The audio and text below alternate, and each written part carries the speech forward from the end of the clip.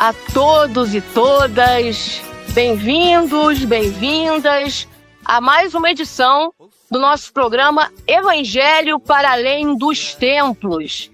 Esse programa que hoje é transmitido por 11 canais de YouTube, é transmitido no Instagram, é transmitido no TikTok. Temos uma grande rede, que transmite o nosso programa. Vamos esperançar de cada canto do planeta de mãos dadas, celebrando o Evangelho para além dos templos. Este é um movimento onde a fé transcende fronteiras e o amor nos conecta. É o Evangelho além dos templos, que quebra barreiras e nos mantém interligados. Ouça a boa nova. Deixe-a preencher sua alma, deixe-a inspirar seu caminhar. Somos um na fé, um no amor, como uma roda de samba, cada um com seu instrumento, mas tocando em harmonia. Unidos pelo bem comum, somos Evangelho vivo, o povo que luta por libertação, em defesa da vida, da paz e do amor. O Evangelho que nós vamos comentar hoje é o Evangelho de Mateus 16, de 13 a 19. Capítulo 16, versículos 13 a 19. E também lembrando que esse domingo é a festa de São Pedro e São Paulo. É uma festa também muito tradicional da Igreja Católica. Também nós vamos comentar um pouco aqui no nosso programa. Nós estamos aqui hoje com o Frei Gilvander Moreira e o nosso querido Chico Alencar. Bem-vindos, bem-vindos. Muito obrigado por vocês estarem aqui. Obrigado. Estamos aí, juntos. Então, vamos lá. Chico, já começando por você, para fazer uma contextualização desse evangelho, qual a imagem que nós realmente temos de Jesus Cristo, que nós podemos tirar dessa passagem do evangelho? Ana Helena, é interessante que o próprio Jesus pergunta a seus discípulos sobre isso. Exatamente. Pessoas aí fora me veem. Quem sou eu para vocês e para os outros? E é uma pergunta que tem que ser feita sempre, Quem é Jesus Cristo para cada um de nós aqui? As respostas lá naquela ocasião, segundo Mateus, foram variadas. E Pedro, arrebatado como um rude pescador das coisas mais simples da vida, foi logo dizendo: Tu és o Messias, o Filho do Deus vivo. Os outros falaram, um profeta, o maior dos profetas, como é. Enfim, essa pergunta nós temos que responder, porque há um Cristo industrializado, massificado, desconfigurado.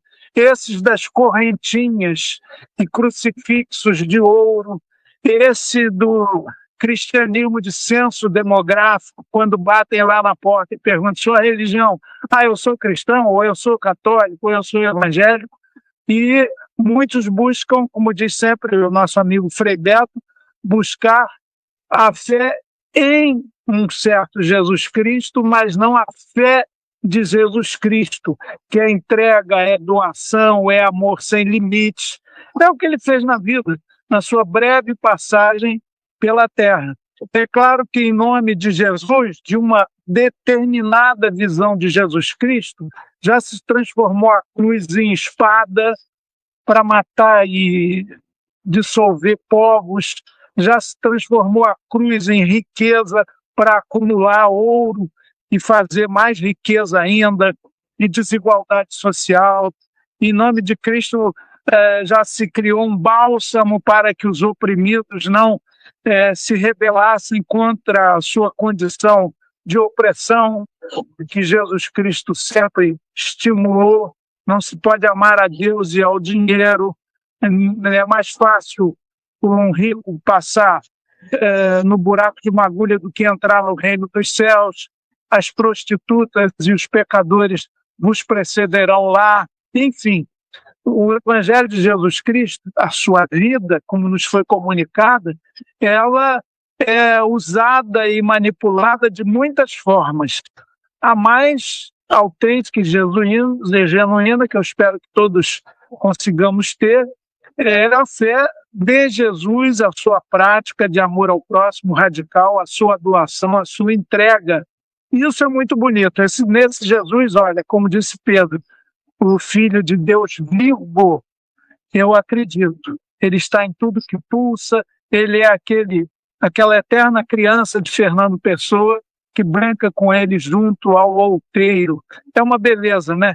E o Deus que mora em nós, o reino de Deus está dentro de nós.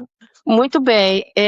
Frei Gilvander, como Pedro, né, ele foi uma liderança, considerado como uma liderança, muitas pessoas justificam o fato da igreja ser monárquica, piramidal, né, lembrando da liderança de Pedro, né, o próprio trono do Papa é chamado de trono de Pedro.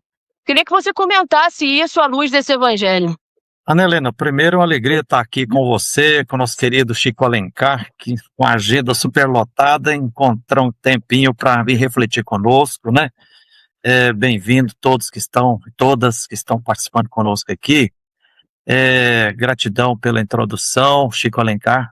Olha, esse evangelho de Mateus, capítulo 16, de 13 a 19, essa narrativa está também nos evangelhos de Lucas e Marcos, quer dizer, está nos 3 evangelhos sinóticos. E é mais ou menos no meio da missão de Jesus, no meio dos 3 evangelhos. E ele está num contexto de uma certa crise, que os biblistas chamam de crise galilaica. Foi uma certa crise de vocação, uma crise de missão, porque na primeira parte da missão, Jesus esbanjando ternura, compaixão, solidariedade, acolhendo todo mundo e fazendo os milagres, no tete-a-tete ali, nas relações interpessoais, mas no meio da missão, Jesus resolve fazer uma análise de conjuntura e percebe que ele está sendo mal compreendido. Isso que o Chico Alencar colocou para nós aqui, como tinha gente pensando que Jesus era o profeta, Elias, Jeremias, né, João Batista ou outro, mas não estava entendendo bem a proposta dele. Hoje tem para todos os gostos, nós estamos num terreno de muita idolatria. E aí Jesus resolve dar uma chacoalha para vocês. E aí, infelizmente, esse evangelho tem sido muito mal usado ao longo da história para justificar uma igreja monárquica e piramidal, chegando ao absurdo de, no Concílio do Vaticano I, em 1870, se invocou essa passagem de Mateus para justificar o dogma da infabilidade do Papa. Toda pessoa é condição humana.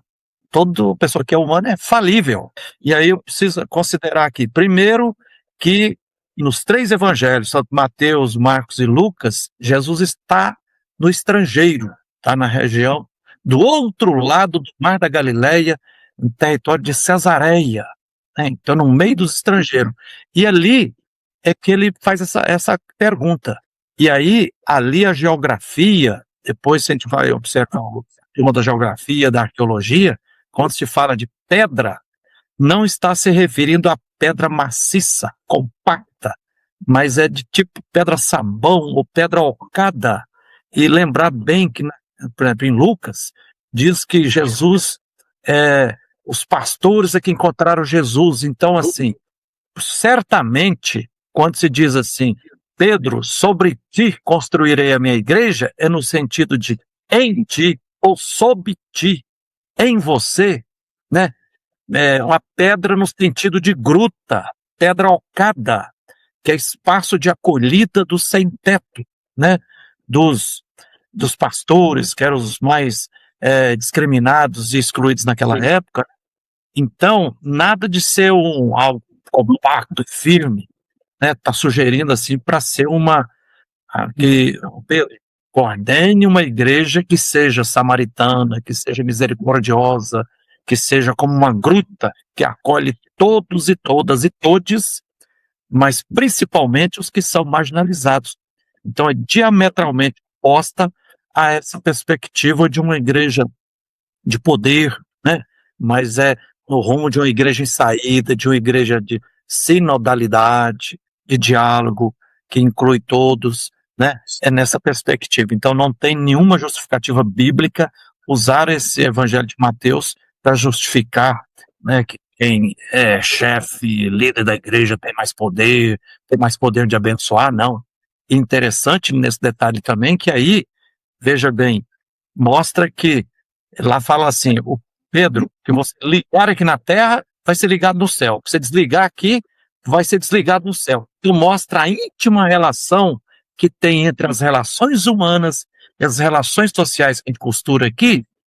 Deus aplaude, quer dizer, mostrando que o divino está no humano, e não um divino como se fosse acima de nós, ou distante de nós, tivesse poder de estar julgando, castigando uns e tudo, de longe teleguiando a humanidade. Não.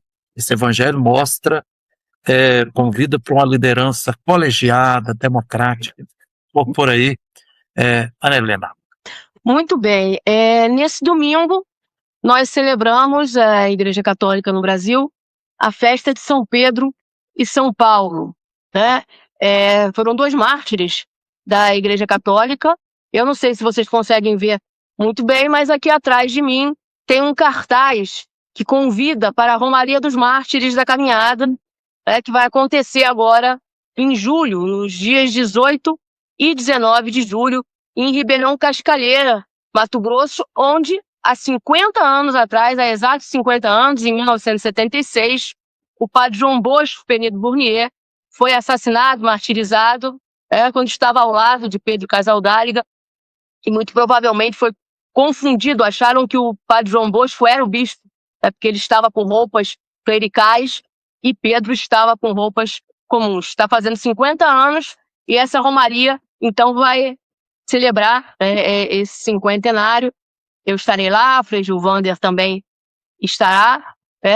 Não sei se o Chico Alencar terá a alegria também de estar lá, mas, de qualquer maneira, eu peço que o Chico faça um comentário, sobre essa festa de São Pedro e São Paulo, esses mártires da Igreja Católica. Sim, que merecem ser lembrados, que merecem, de forma solene, serem lembrados, e que se complementam. Pedro e Paulo, corda e caçamba, a agulha e o linho, a linha de uma vida comprometida de uma igreja que ainda estava nas catacumbas. O imperador Nero foi o responsável maior pelo martírio de um e de outro. Nos anos 67, 68, entre 64 e 68 da era cristã, iniciante. E Pedro era um rude pescador, como disse, com uma franqueza muito bonita e com falhas humanas. Aliás, eu achei uma fala do Papa Francisco, querido também, que diz, com a sua capacidade pastoral tão linda, e diz o seguinte: Pedro não é um super-homem, é um homem como nós, como cada um de nós, que na sua imperfeição diz sim a Jesus com generosidade, mas precisamente assim nele revela-se que é Deus quem nos torna fortes mediante a sua graça. E depois, sobre Paulo, mesmo Francisco fala: a vocação para ser apóstolo funda-se não nos méritos humanos de Paulo, que se considera o último e indigno, mas na bondade infinita de Deus que o escolheu e lhe confiou o ministério. Paulo é o das 13 epístolas, das 13 cartas a diferentes comunidades, é um propagador do cristianismo, também tem lá suas contradições, suas vinculações ao tempo e à hora, quando ele fala: a mulher seja submissa ao homem, como a igreja é a Cristo. Isso aí tem que ser lido no contexto da época, não pode ser usado para reforçar machismo, patriarcalismo, nem nada.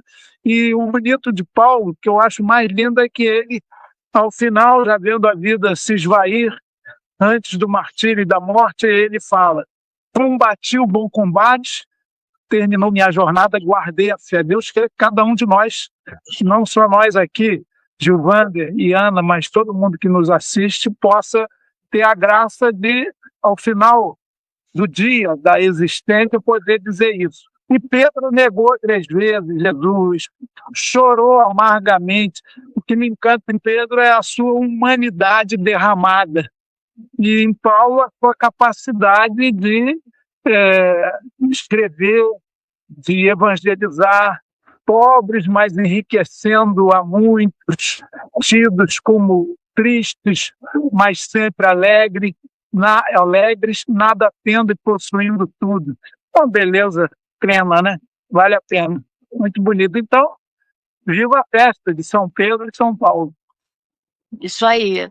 Então, para a gente já seguir um pouco no encerramento do programa, eu peço para o Frei Gilvander fazer uma atualização, né, desse evangelho, para a gente poder ver como é que esse evangelho pode se encaixar nos dias atuais, Frei Gilvander. Ana Helena, primeiro que eu acho que, assim, concluindo metade do ano, 6º mês, final de junho, conclusão das festas juninas, né? Santo Antônio, São João, fechando com São Pedro e São Paulo, conforme nosso querido Chico estava mostrando aqui. Primeiro ponto, que assim, a gente precisa reconhecer e vibrar com a maravilha da religiosidade popular, em profunda sintonia com a cultura popular, que é profundamente diversa, plural, diversificada no nosso querido Brasil. Tem uma mística e uma espiritualidade muito profunda, né? Eu fico triste, por exemplo, quando vejo padres ou pastores assim manifestando preconceito contra o pessoal do Reisado, do Concado. Então essa é a primeira maravilha em nome das festas de São Pedro, São Paulo, e São João, de Santo Antônio que teve, que nós temos que reconhecer. E segundo ponto é que esse evangelho de hoje, e assim como está também em Marcos e Lucas, termina Jesus dizendo assim: ó Pedro, você falou as palavras certas, de fato eu sou o Messias, filho do Deus vivo, né? Mas fique calado, não divulgue para ninguém, porque dali para frente, após essa crise galilaica aqui, essa crise de vocação e de missão, Jesus apruma o rumo e com seus discípulos inicia a subida para Jerusalém.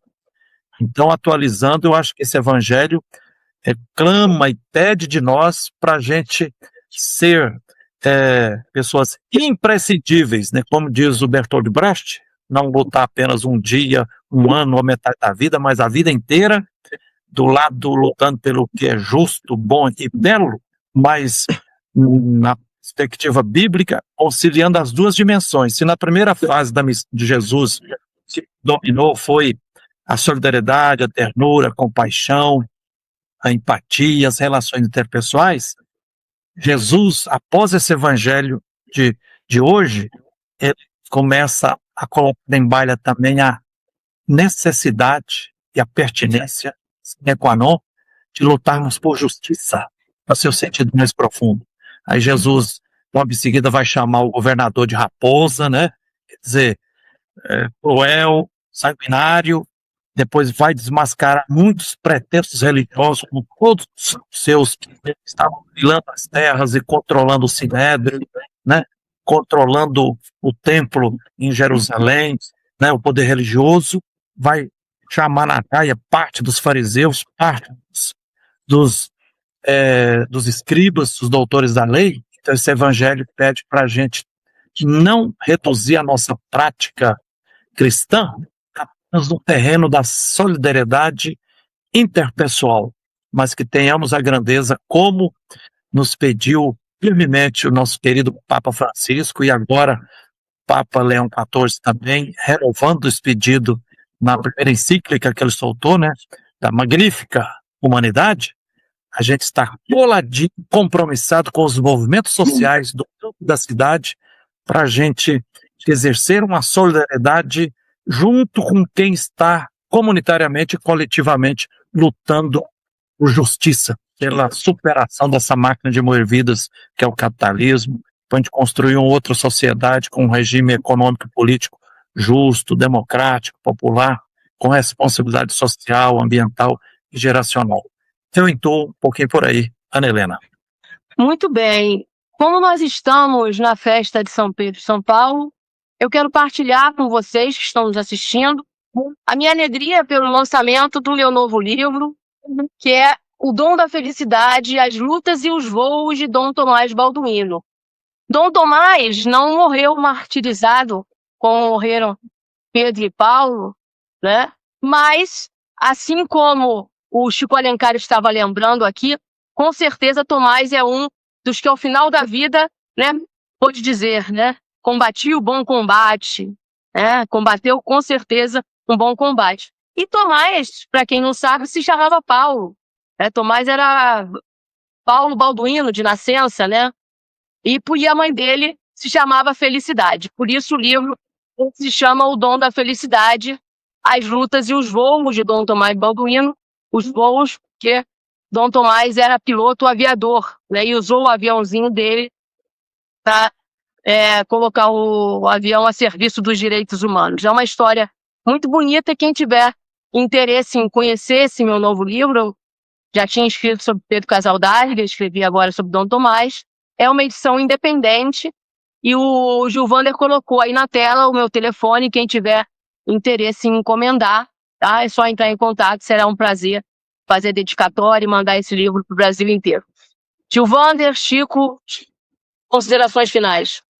Dom Tomás se soma a essa saga dos profetas, dos lutadores, daqueles que querem, aqui na Terra, com a inspiração divina, construir um novo chão, uma nova sociedade mais igualitária, mais fraterna.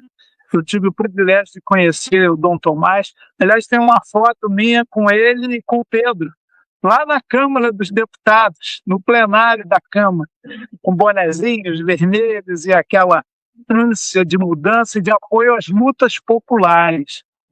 Jesus Cristo está do nosso lado. Não, a canção antiga de Luiz Vieira, que meu pai me ensinou, meu pai nordestino, do Piauí, falava assim: quem anda com Jesus Cristo não tem medo de assombração, e eu ando com Jesus no meu coração. E assim vamos. Que beleza, hein?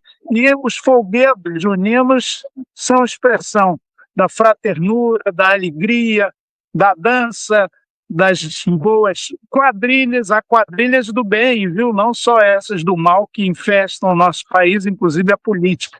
Há quadrilhas lindas de São João, que são uma celebração tradicionalíssima da cultura e da religiosidade popular. Viva São Pedro, viva São João! Que beleza, que o sangue e o legado dos mártires continue circulando nas nossas artérias, né? Que tenhamos a grandeza de tocar para frente, carregando a bandeira, né? Com mística libertadora e profética do nosso grande mártir Jesus Cristo, do mártir João Batista, de São Pedro e São Paulo, Dom Tomás Balduino, Dom Pedro Casaldárriga, que tenhamos essa grandeza. Sigamos. Gratidão a todos. Até o próximo evento. Sigamos, gratidão. Tchau, tchau, um abraço. E quem gostou, compartilhe, né?